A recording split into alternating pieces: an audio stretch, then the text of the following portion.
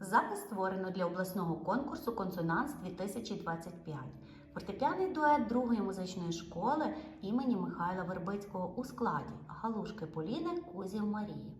Українська народна пісня «У сусіда хата біла» в обробці Ісаака Берковича. Олена Личкіна «Полька звірят».